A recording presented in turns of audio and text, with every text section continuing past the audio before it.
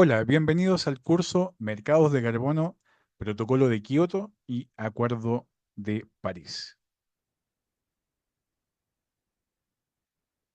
El objetivo del curso es que presenta un análisis profundo sobre el cambio climático, el régimen jurídico asociado y las herramientas para combatirlo, con un enfoque principal en los mercados de carbono y los acuerdos internacionales que lo sustentan.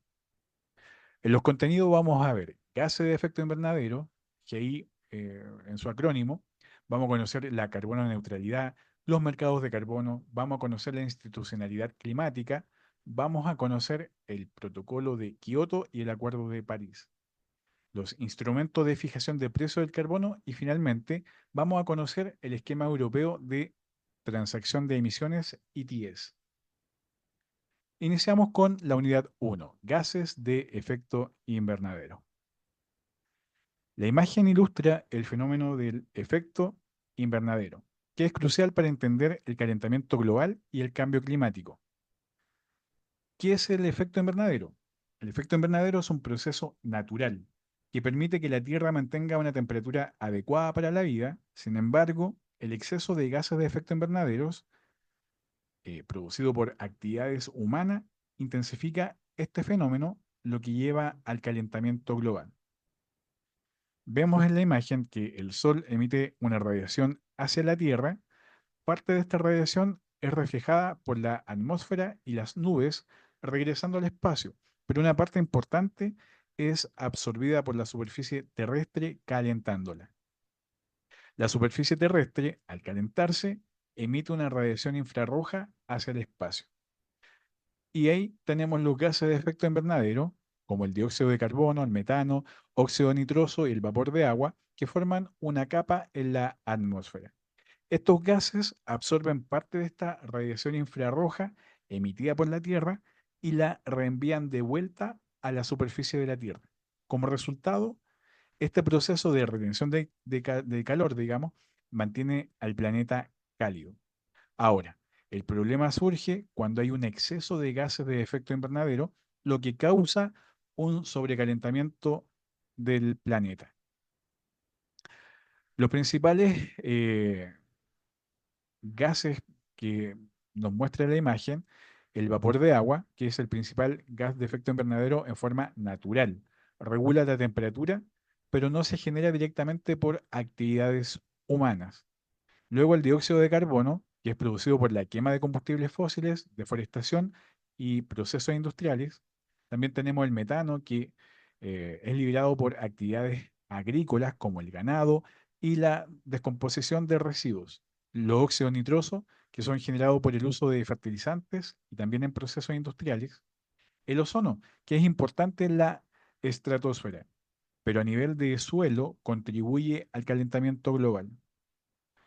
Un claro ejemplo de cómo esto afecta es que en una ciudad con muchas industrias hay un aumento de CO2 por el uso del carbón y petróleo, intensificando, digamos, este efecto. Y como resultado, hay un aumento de la temperatura promedio, hay eventos climáticos extremos y cambios en los ecosistemas.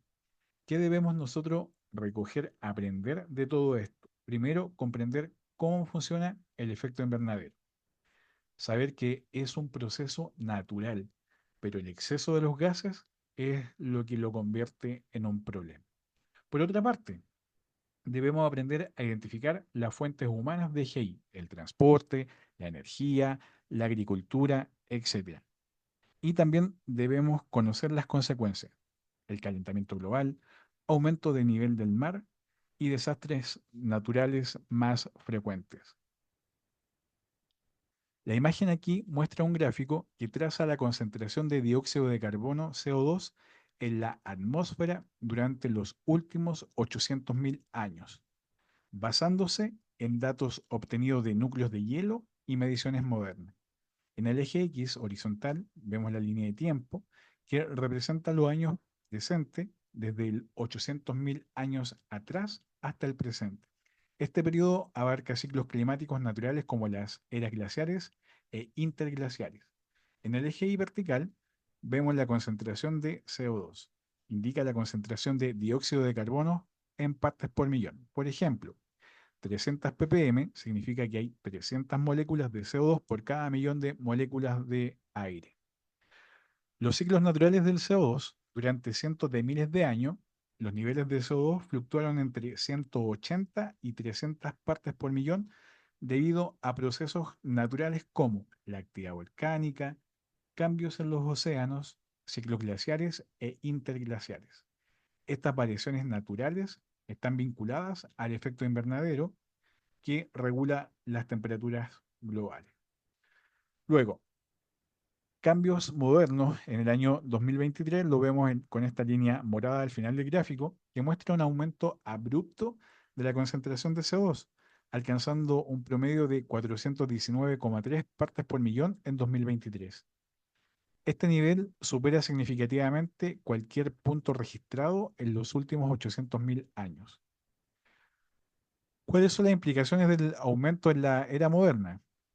Es que este aumento no es natural y está directamente relacionado con actividades humanas tales como la quema de combustibles fósiles, carbón, petróleo, gas, la deforestación y los procesos industriales. Este incremento de CO2 fuera del rango histórico natural indica claramente que hay un impacto humano.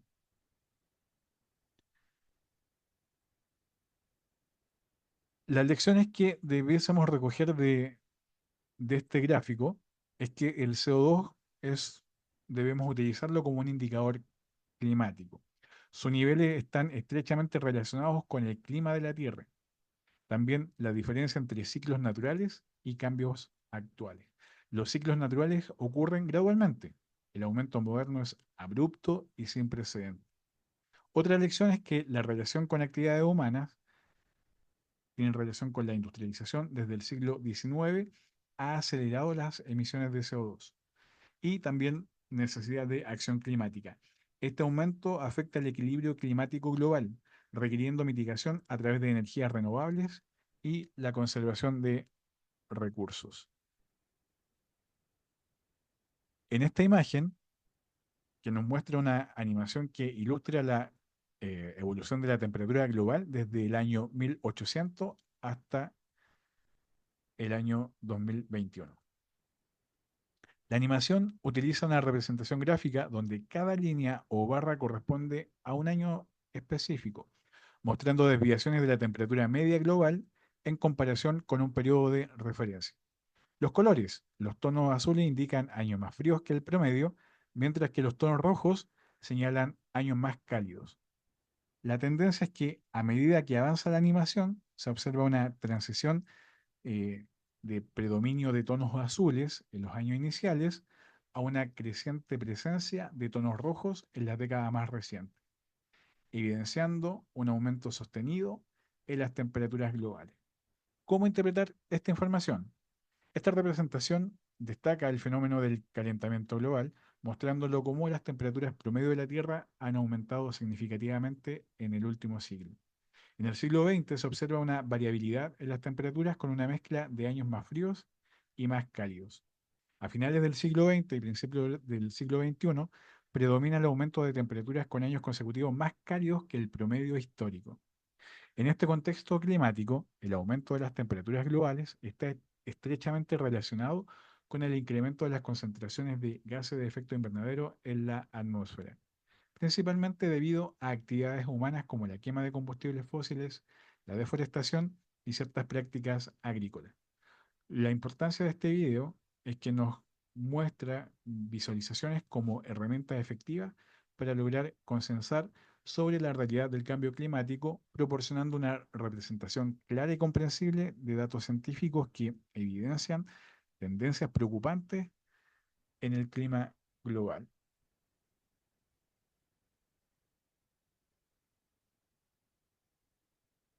La imagen a continuación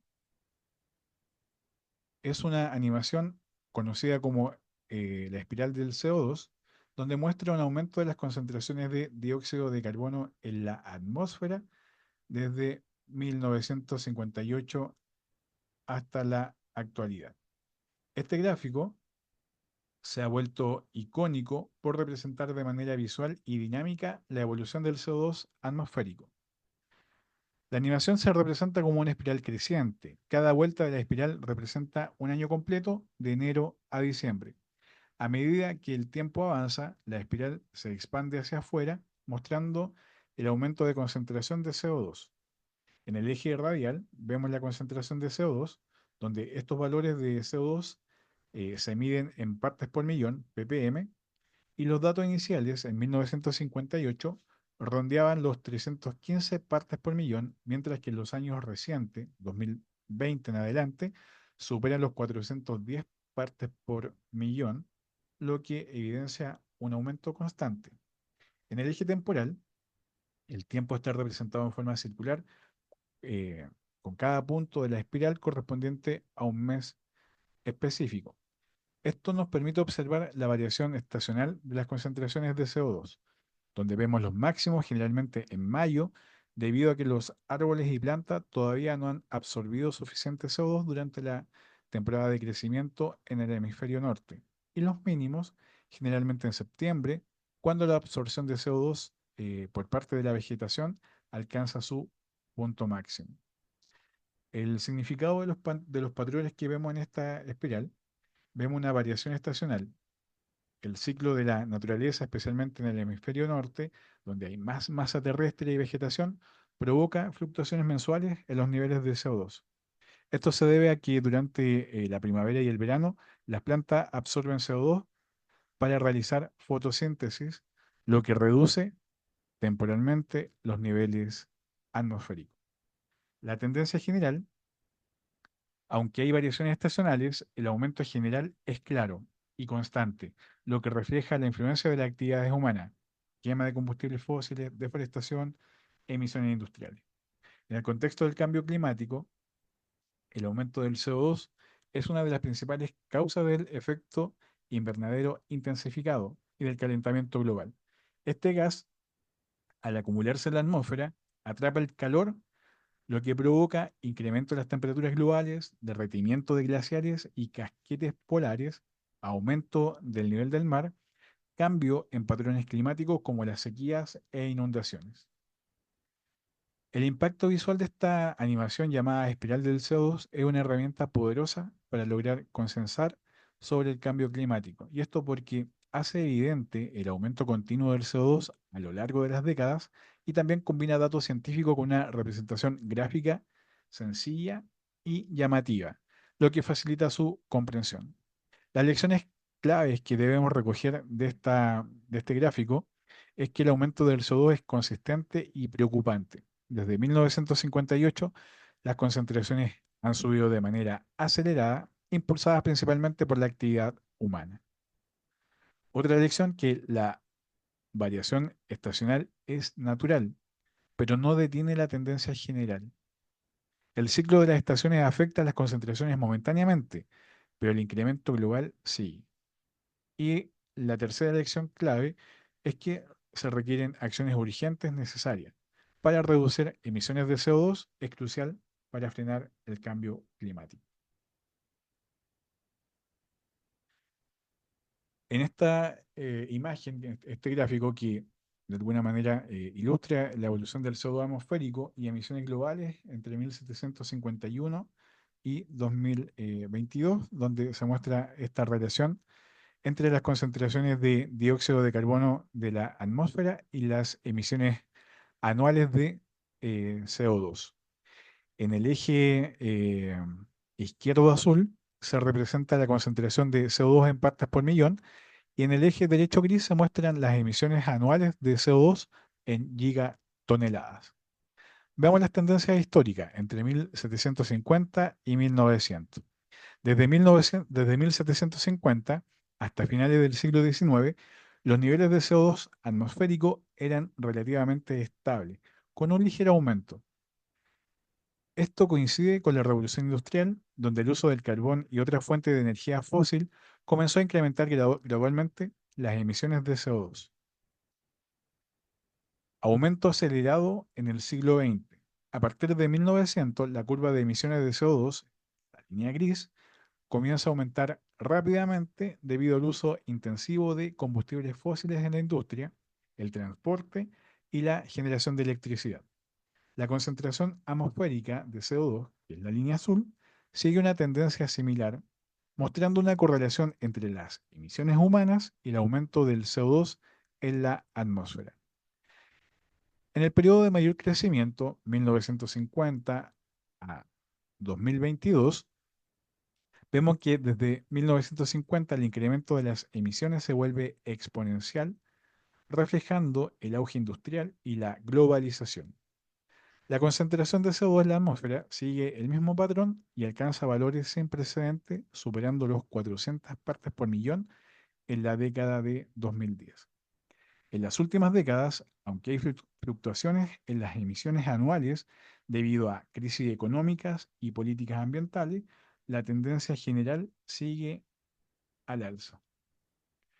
El impacto y la conclusión que debemos recoger de esta información es que esta relación demuestra el fuerte impacto de las actividades humanas en el aumento del CO2 atmosférico.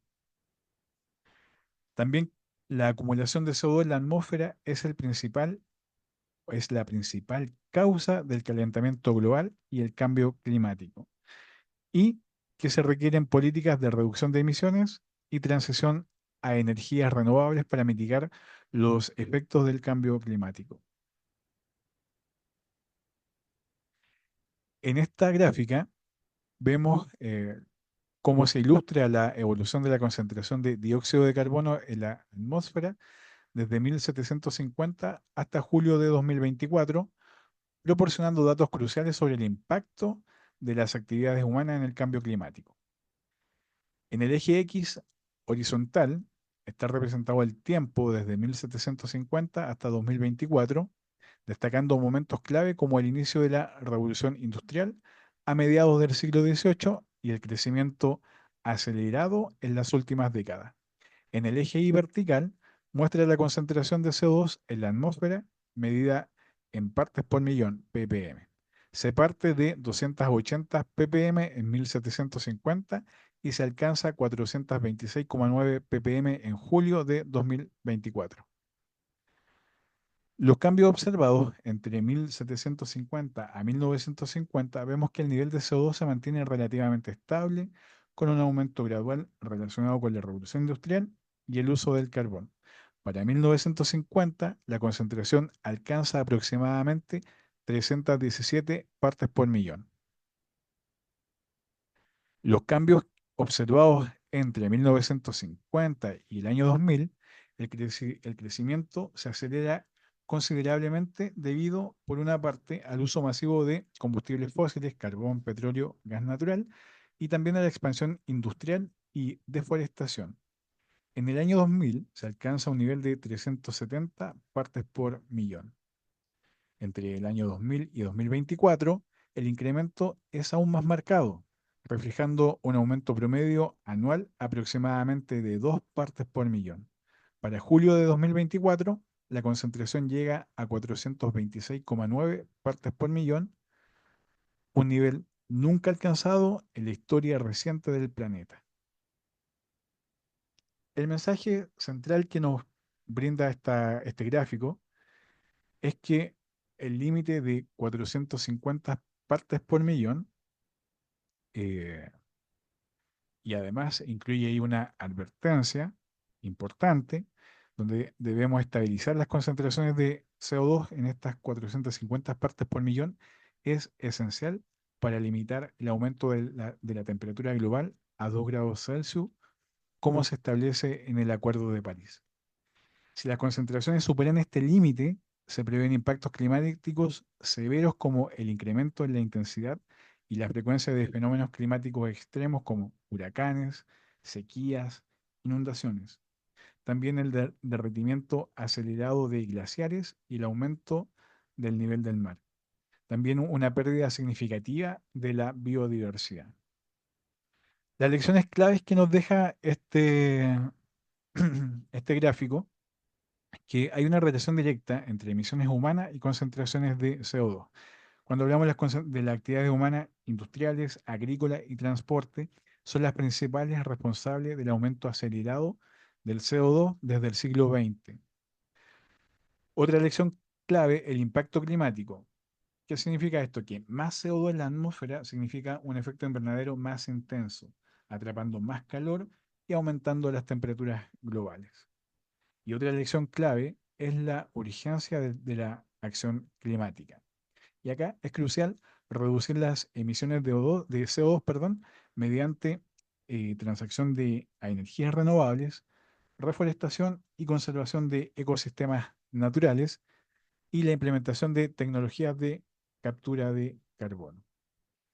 En el contexto actual, este dato de 426,9 partes por millón en julio del año 2024 confirma que estamos en niveles críticos comparado con la era preindustrial, que representaba 280 partes por millón. El aumento de CO2 en la atmósfera refleja una alteración significativa del equilibrio climático natural. ¿Qué son las emisiones y absorciones de gases de efecto invernadero? Seguramente te has preguntado qué son las emisiones de gases de efecto invernadero, GI, y cuál es la relación que tiene con el cambio climático. Bueno, la idea es que podamos entregar aquí la respuesta a esta interrogante. Los gases de efectos invernaderos son gases presentes en la atmósfera que capturan energía y calientan la superficie del planeta, como lo hemos visto en las láminas anteriores. Sin embargo, distintas acciones humanas liberan estos gases en forma de contaminación, aumentando su presencia en la atmósfera, provocando el aumento de la temperatura media de la Tierra. A esto se conoce como emisiones GI o gases de efecto invernadero. Por otro lado, también es posible capturar gases de efecto invernadero y retirarlos de la atmósfera. A este proceso se le conoce como absorciones o capturas de GI y se realiza en forma natural por ecosistemas como bosques, océanos o humedales, entre otros. Como dato, en Chile un kilogramo de CO2 equivale a una ampolleta de 15 watts encendida por 6 días completo, un TV LCD de 20 pulgadas de 45 watts que está encendido por 2 días completo, o también un viaje de 5 kilómetros en automóvil a gasolina con un rendimiento de 11 kilómetros por litro. Finalmente vamos a ver una síntesis de lo que hemos visto respecto de los gases de efecto invernadero y alguna información ahí complementaria a lo que hemos visto. Los gases de efecto invernadero sabemos que son los principales responsables del calentamiento global y se destacan los siguientes puntos clave. Primero, saber la definición y la evolución de los gases de efecto invernadero. Son aquellos que están en la atmósfera, que atrapan el calor y contribuyen al cambio climático. Y se presenta la evolución de la concentración de CO2 en la atmósfera desde 1750 hasta la actualidad, mostrando un incremento alarmante. Emisiones y absorciones de gases de efecto invernadero. Por una parte tenemos las emisiones, que son las que se generan principalmente por la quema de combustibles fósiles, la deforestación y los procesos industriales. Y por otra parte, las absorciones, que son captadas por bosques, los océanos y suelos, que de alguna manera ayudan a mitigar parcialmente el impacto climático. Y esto nos ayuda a lograr lo que se conoce como carbono neutralidad. Y se define como la carbono neutralidad como la situación en la que las emisiones netas de un país o entidad son cero, logrando un equilibrio entre emisiones y absorciones. También, eh, como información, Inventario Nacional de Gases de Efecto Invernadero, en Chile, el año 2018 emitió 112.313 kilotoneladas de CO2 equivalente, con un aumento del 128% desde 1990. El CO2 representó el 78% de las emisiones, seguido del metano y el óxido nitroso y gases fluorados, digamos. Y se registraron absorciones de 63.992 kilotoneladas de eh, dióxido de carbono equivalente, resultando en un balance neto de 48.321 kilotoneladas de dióxido de carbono equivalente. El potencial de calentamiento global, eh, esta weá no está.